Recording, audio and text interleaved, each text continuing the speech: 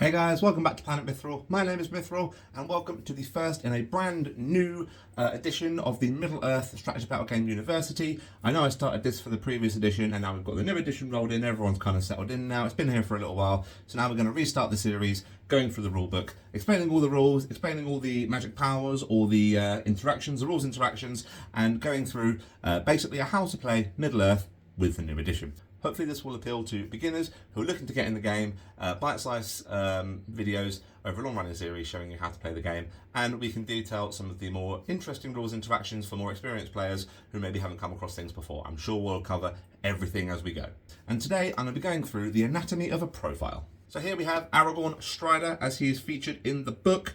I'm going to go through his profile and just give you a rundown of how these profiles work. Now obviously the first point is we have the name. This obviously relates to the model itself, and in brackets next to it you'll usually have any pseudonyms or any other names the character is known by. In the case here we have Aragorn, in brackets Strider.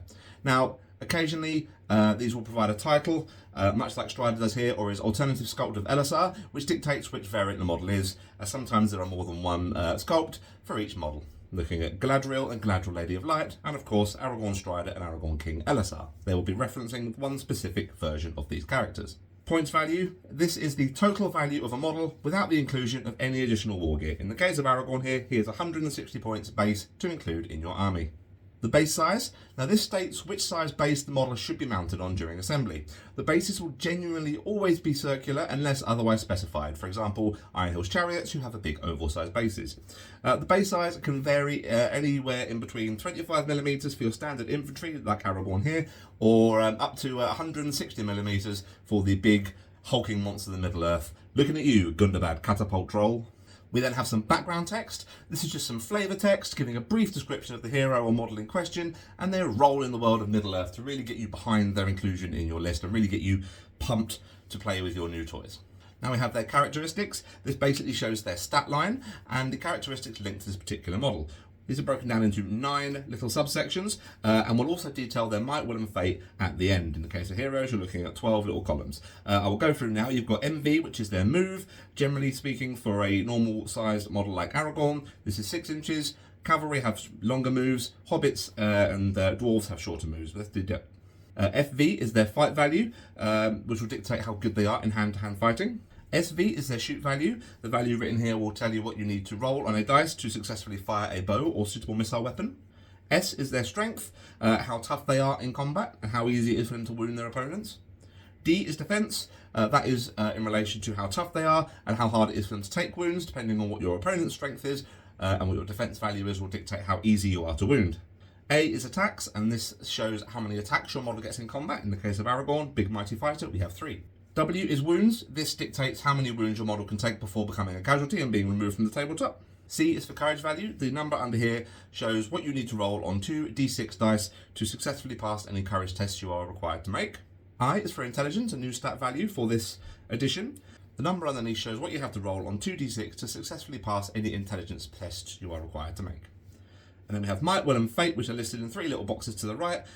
Might you can use to change dice and call heroic actions. Will points are generally used to improve your courage tests, cast and resist magic powers. And fate is used to ignore or try and prevent any incoming wounds that your model will be suffering. I will be going through these in greater detail another time. Then we have keywords. Now this shows all the keywords associated with the model in question. These are typically split into 3 types. You have race, for example, a man, dwarf, orc or elf. You have faction keywords, which are relevant to the specific faction a model comes from. For example, Aragorn here is from the Fellowship and Dunedain factions.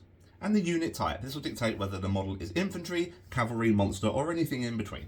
Now, special rules will often reference keywords to explain which models are affected. Here you can see that Aragorn Strider is a man. He is from the Fellowship and Dunedain factions, and his unit type is hero, infantry, and unique. Then we have war gear. Every model in Middle-earth has a selection of war gear which is attached to their profile, whether this is unique war gear, such as Anduril for King Elisar, or other named swords for other heroes in Middle-earth, or smaller pieces of equipment inherently attached to other characters. For example, under Aragorn here, he is equipped with a hand-and-a-half weapon, and his war gear, specific to him, is the Ring of Barahir, and you can see this is listed uniquely under his profile as he is the only one in the entire range that can take this piece of war gear. Then we have the list of heroic actions. All hero models in Middle-earth can spend might to call heroic actions during the course of the game. Now these vary from hero to hero, with bigger pieces usually having more options available to them throughout the course of the battle.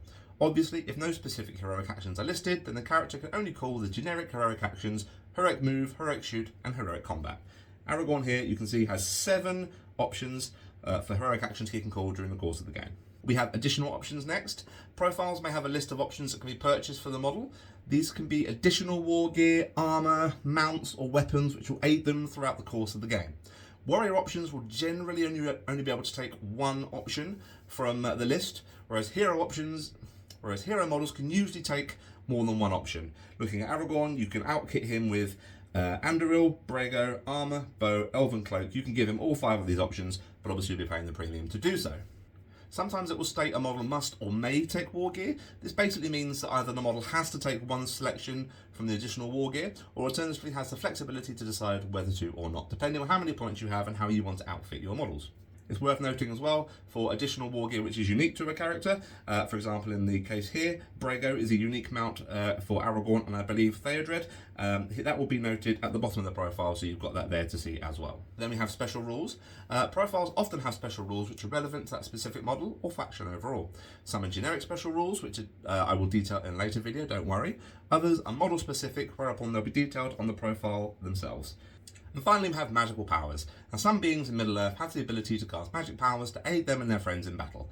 These will be listed here alongside the relevant effective ranges of the powers and the minimum dice score needed to cast the power successfully.